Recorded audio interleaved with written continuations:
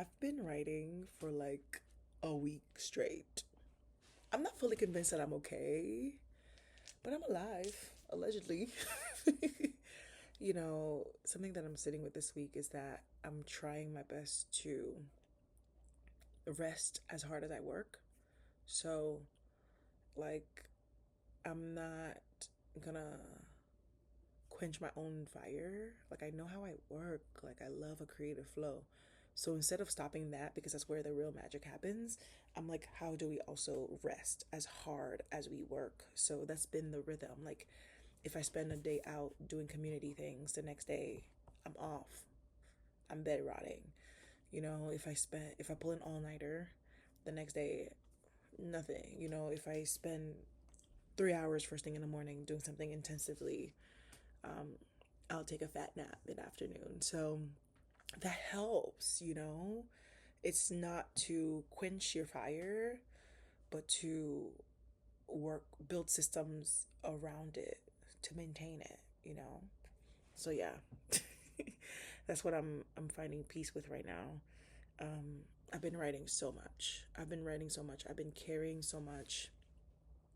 I have been doing so much, but not to worry. I go on a retreat tomorrow for the week.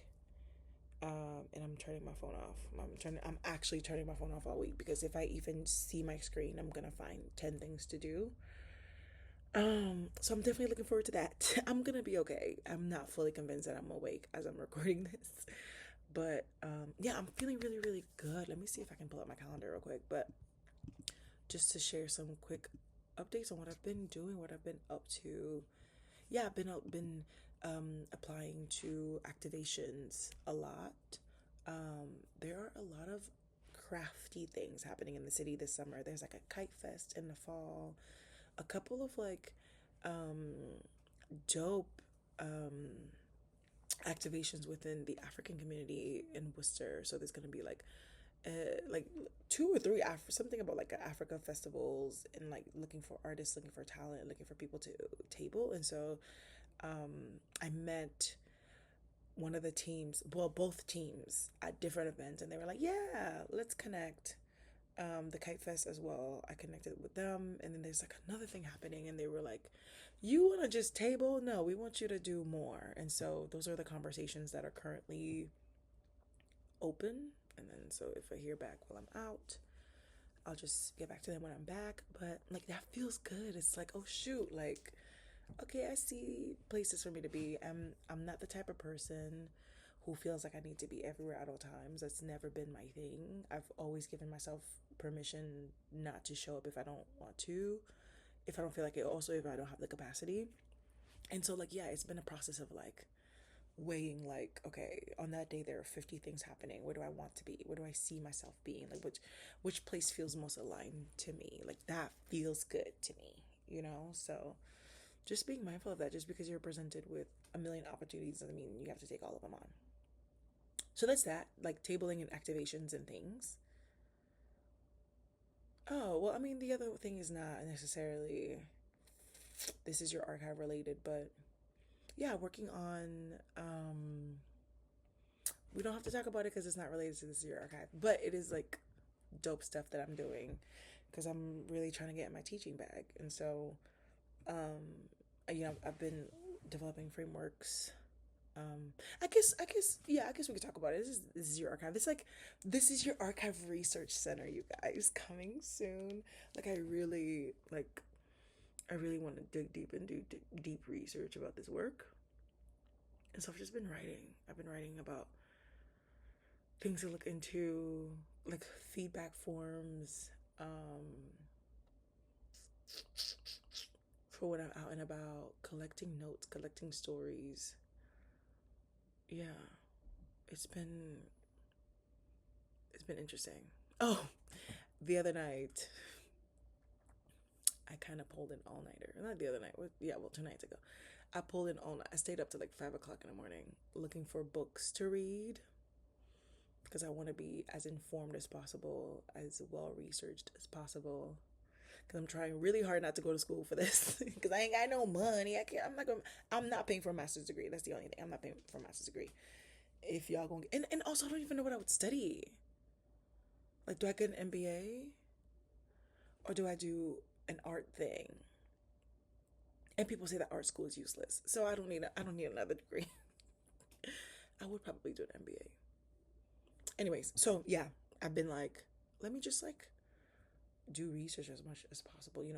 Being in a museum, I got so many books at the museum about developing programming, about research that's been done around programming and activations and how people connect with spaces, what makes people stop by and do the thing, what makes an adult do the thing that you're trying to get them to do. And so not just collecting those books, but actually putting them into action and learning from them. And just like, yeah, just doing research around like how people connect. You guys want to know what's on my reading list for the next couple of months? I can share. Let me see. I downloaded all of them onto my Kindle, but let's see. This is the only one that I bought because I'm like, what can I buy? What can I get on Hoopla? What can I get on Libby? Use your library card. I bought The Art of Relevance. Can I open it? Wait, before it opens, this one. It opened. Oh, there it is. The Art of Relevance by Nina Simon, talking about what makes people show up, what makes people engage. Like something about that just like really, really stood out to me. But I'm also gonna be reading Together by Vivek H. Murthy, The Healing Power of Human Connection in a Sometimes Lonely World. Let me see if I can open this one too. Wait, dang, it's so quick. So quick. This one. Can you see? Well, I'm gonna put these in the description. I'm also reading The Power of Moments by Chip and Dan Heath. They finally got me. I've been avoiding them. I haven't read anything by them. They got me. Power of Moments. For creating memorable moments. Why certain experiences have extraordinary impact. And I want to have extraordinary impact. Okay?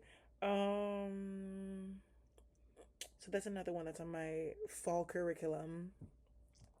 Oh, what am I not thinking of? Oh, Keep Going by Austin Kleon. I love Austin Kleon. I love Show Your Work. Oh my goodness. All right. Where are we? I just want to show you the cover. Keep Going by Austin Kleon. Am I missing anything? That's all on Libby. Let's check Hoopla. I feel like there's something on Hoopla.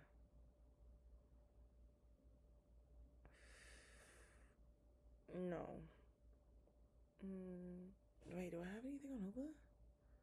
No. Okay. I feel like there's one more. I feel like it's like one more that I'm not thinking of. Oh yes. Well, I have some personal ones, but I'm also gonna be reading Big Magic by Lizzie. Lizzie finally done got to me, child. Our Eat Pray Love sister. I read Eat Pray Love when I was like 12. I don't know why. I like randomly went somewhere and it was there, and I read it. And I was just kind of like, okay, I need to read it now as an adult. But I'm gonna be reading Big Magic. This is more like emotional work because I'm like trying to find a balance of like, all right, like research based, data packed things, but also working through my internal limitations of like, girl, get it together, like you got this, like you're doing the thing. So that's my reading list for this fall. I'll let you know how I do, and I'm gonna be on top of it. Like we're taking notes, we're applying things, and because I'm gonna be like out and about doing activations and things, you know, I just want to be on top of it. Okay. So yeah, I bought The Art of Relevance, and then I borrowed all of these other books on Libby, and they are on my Kindle. Shout out Libby, and shout out libraries. So yeah.